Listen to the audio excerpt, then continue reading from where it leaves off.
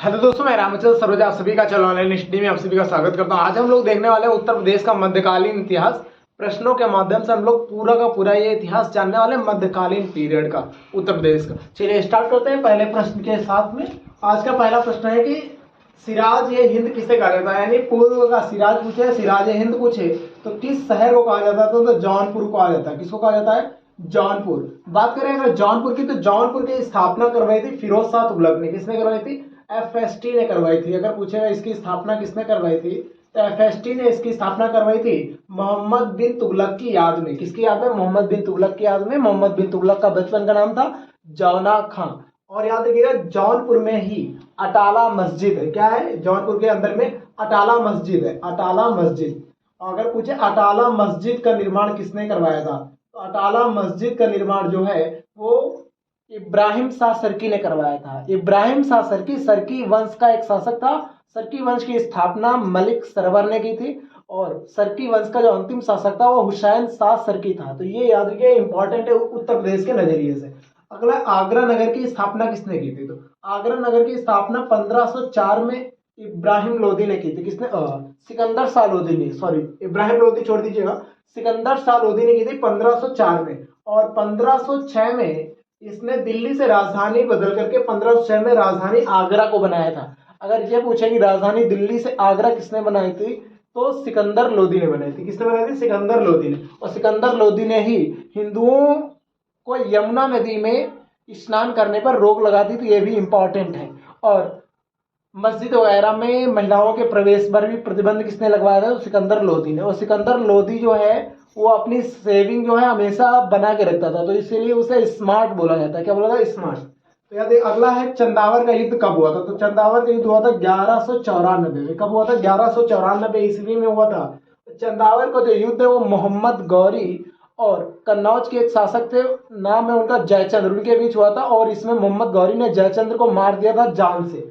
कौन से युद्ध में? चंदावर का युद्ध। तो जयचंद्र कहाँ का राजा था? तो कन्नौज का।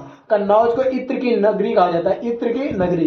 और रोमा पार्क कहाँ खुला है? तो कन्नौज में खुला है। इत्र की खोज किसने की थी? तो असमत बेगम ने की थी। आप लोग कमेंट बॉक्स में कमेंट करके बताना कि असमत बेगम की माता जी का क्या नाम था। अगला है बदायूं के सूबेदार कौन है? तो बदायूं के सूबेदार की अगर बात करें तो मुगल गुलाम वंश के समय में जब कुतुबुद्दीन ऐबक के बाद शासक बनते हैं इल्तुतमिश, तो एग्जाम में आता है इल्तुतमिश जब शासक बने गुलाम वंश में, तो वो कहाँ के सूबेदार थे? तो आपको बताना है बदायूं के। कहाँ के थे? बदायूं के। कौन थे? तो इल्तुतमिश। कौन थे? इल्तुतमिश। ये एग्जाम में आ सकता है कि इल्तुतमिश कहाँ के सूबेदार थे जब ये शासक बने, तो रहेगा बदायूं के। और इल्तुतमिश ने ही चांदी का टंका चलवाया था और तांबे का जीतल चलवाया था। याद रखिएगा किसने? इल्तुतमिश ने। और इल्तुतमिश ने चालीसा दल की स्थापना करवाई थी। किसकी? चालीसा दल, जिसे हम तुर्क चहलगामी भी बोलते हैं। 40 तुर्क सरदारों का एक ग्रुप हुआ करता चालीसा दल। हालांकि चालीसा दल को बलबन ने समाप्त कर दिया था। चालीसा दल को समाप्त किसने किया? बलबन ने। अगला जौनपुर की स्थापना अभी हो गया था। जौनपुर की स्थापना किसने की? एफएसटी ने, फिरोज शाह तुगलक ने। तो फिरोज शाह तुगलक ने इसकी स्थापना की। फिरोजाबाद की स्थापना फिरोज शाह तुगलक ने की। फिरोज शाह तुगलक ने टोपरा अभिलेख को लेकर के दिल्ली में रखा, मेरठ अभिलेख को भी दिल्ली ले गया। कौन? फिरोज शाह तुगलक। फिरोज शाह तुगलक ने नहरों का जाल बिछा दिया था। पहली नहर की स्थापना करवाई थी गयासुद्दीन तुगलक ने। लेकिन अगर पूछे सबसे ज्यादा नहरें बनाने का श्रेय किसे जाता है, तो फिरोज शाह तुगलक को जाता है। अगला खानवा का युद्ध कब हुआ? तो खानवा का युद्ध अगर पूछे तो 1527 में हुआ। 1527 में बाबर और राणा सांगा के बीच हुआ था खानवा का युद्ध। और इसमें बाबर जीता था। कौन जीता था? बाबर जीत गया था। देखो बाबर का जो मकबरा है वो काबुल के अंदर में, पहले इसका मकबरा आराम बाग में था, बाद में इसका काबुल में हो गया। तो 1526 में पूछो तो पानीपत का युद्ध हुआ था। 1527 में खानवा का युद्ध हुआ था। 1528 में चंदेरी का युद्ध हुआ था। 1529 में घाघरा का युद्ध हुआ। और 1530 में फाइनली बाबर मर गया था। आगरा का किला किसने बनवाया? तो आगरा का किला अकबर ने बनवाया। किसने बनवाया? अकबर ने। आप लोग कमेंट बॉक्स में कमेंट करिएगा कि दीवार पुस्तक किसकी है? दीवार पुस्तक अकबर ने करवाया। आगरा का किला किसने बनवाया? अकबर ने। इसके अलावा अकबर ने आगरा का किला आगरा में ही बनवाया और साथ साथ में फतेहपुर सीकरी में पंचमहल हो गया, जोधाबाई महल हो गया, मरियम महल हो गया, ये सारी चीजों का निर्माण किसने करवाया? अकबर ने।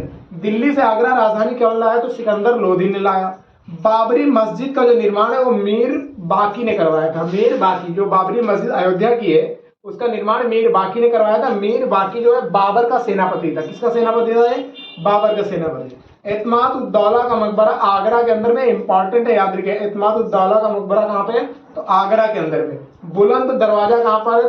तो फतेहपुर सीकरी में। इसे गुजरात विजय के उपलक्ष्य में बनवाया गया था। और बुलंद दरवाजे के अंदर जो है वो 42 सीढ़ियां, कितनी सीढ़ियां? 42 सीढ़ियां हैं। और फतेहपुर सीकरी में जोधाबाई का महल है, मरियम का महल है, और शेख सलीम चिश्ती का मकबरा भी यहीं पर है, और पंचमहल भी है। कहाँ पे? फतेहपुर सीकरी में। इंपॉर्टेंट याद रखिए, आगरा के अंदर में पड़ता है।